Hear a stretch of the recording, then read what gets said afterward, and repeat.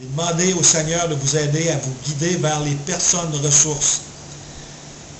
Mais avant de terminer mon vidéo, je tiens maintenant à vous laisser sur certaines promesses que Dieu a faites à ses fidèles. En 1 Corinthiens chapitre 2, verset 9, il est écrit « Mais selon qu'il est écrit, ce que l'œil n'a pas vu et que l'oreille n'a pas entendu, ce qui n'est pas monté au cœur de l'homme, ce que Dieu a préparé pour ceux qui l'aiment. » Autrement dit, le paradis, ça dépasse toutes nos attentes. Nous sommes ici, nous, prisonniers sur terre de l'espace et du temps, confinés dans des lois physiques.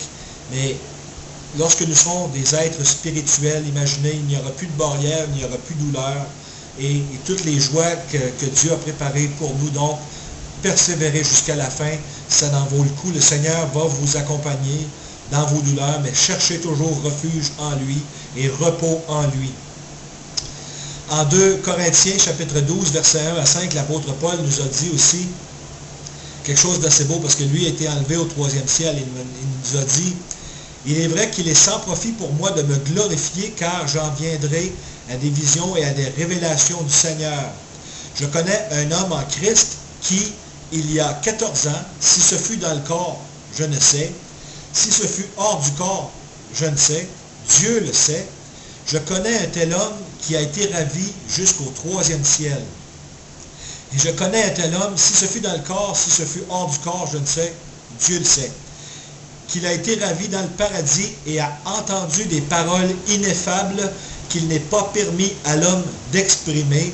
Je me glorifierai d'un tel homme, mais je ne me glorifierai pas de moi-même, si ce n'est dans mes infirmités. » Donc, on peut voir que ce que Paul a vu dépasse tout ce que l'entendement humain peut comprendre, et nous devrions plutôt vivre par la foi, d'après ce que nos yeux ne voient pas, mais ce que notre cœur sait déjà, que Jésus-Christ est bon et qu'il a préparé une place pour nous.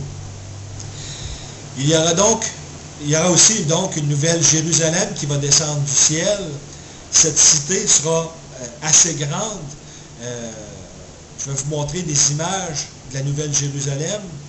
En Révélation ou Apocalypse 21:16, il est écrit « Et la cité est bâtie en carré, et sa longueur est aussi grande que sa largeur, et il mesure la cité avec le roseau jusqu'à 12 000 stades.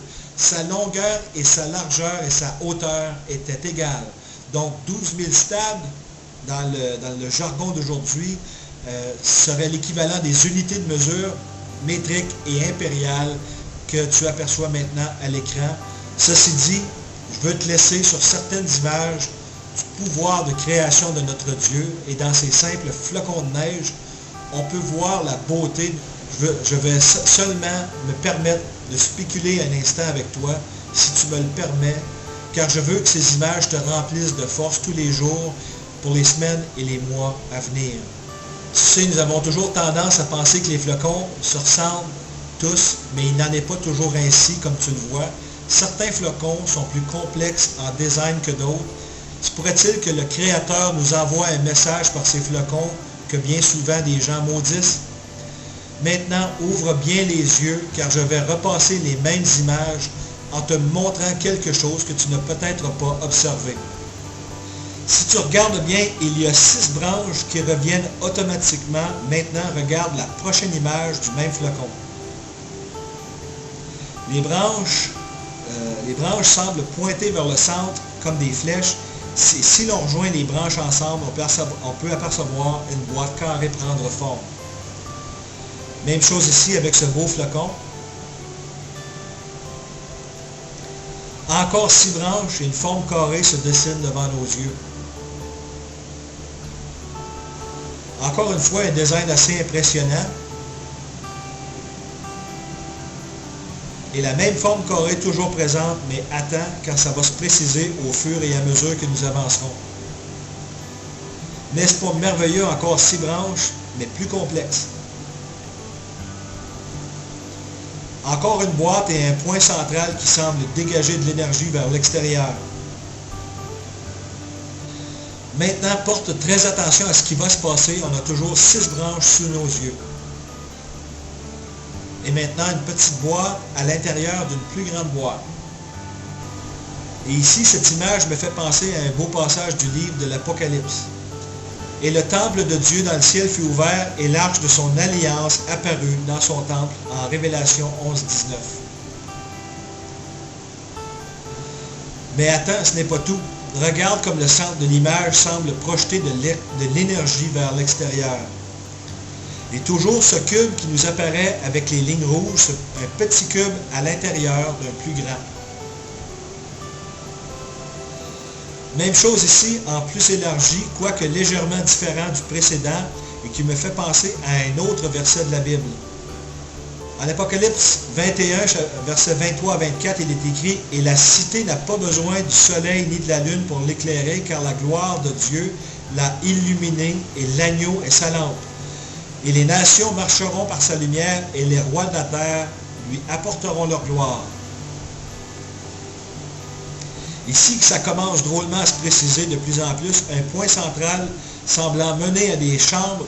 Remarque aussi que le nombre 6 dans la Bible est un nombre d'hommes. Encore une fois, le cube omniprésent.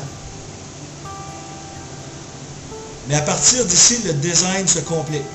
Nous avons maintenant devant nous un cube géant qui renferme plusieurs cubes. Je ne sais pas pour toi, mais moi je vois l'émergence d'un blueprint qui n'est pas humain.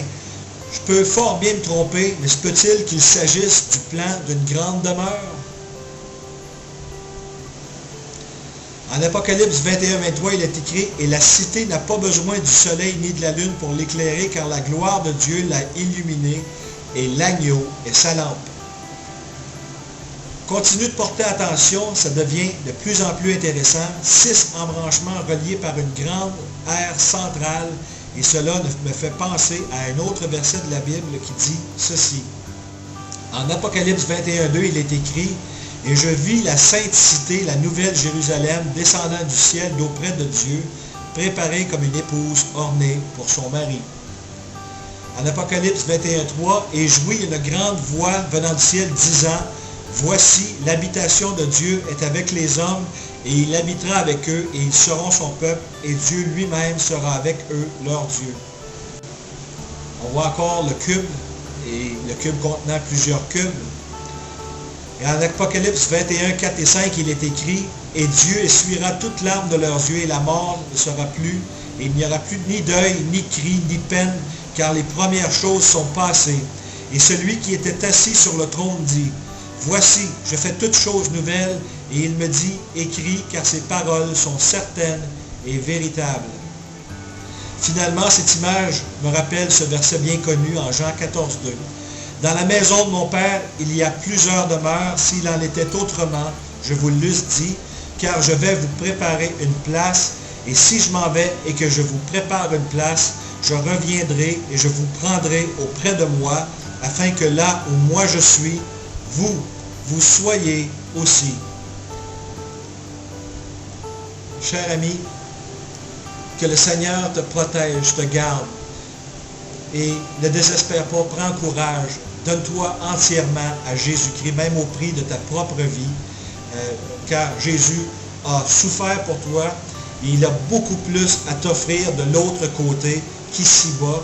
Je veux te revoir au ciel, cher ami, je ne te connais pas, mais je te souhaite d'être sauvé, que tu aides le plus de gens possible à être sauvés. Je veux te revoir au ciel en train de te réjouir avec Dieu, en compagnie des membres de ta propre famille qui sont partis le rejoindre, et en compagnie des saints anges de Dieu. Je te quitte maintenant avec ce passage à l'écran pour que tu reprennes courage et que tu avances vers la maison de Dieu. Accroche-toi solidement à Jésus-Christ. Lis ta Bible à chaque jour et mémorise les passages clés. Rappelle-toi toujours des promesses de Dieu et fais-lui toujours confiance. Ta foi augmentera exponentiellement. J'espère te rencontrer dans la Nouvelle Jérusalem. Je t'embrasse et que Jésus te bénisse. À la prochaine.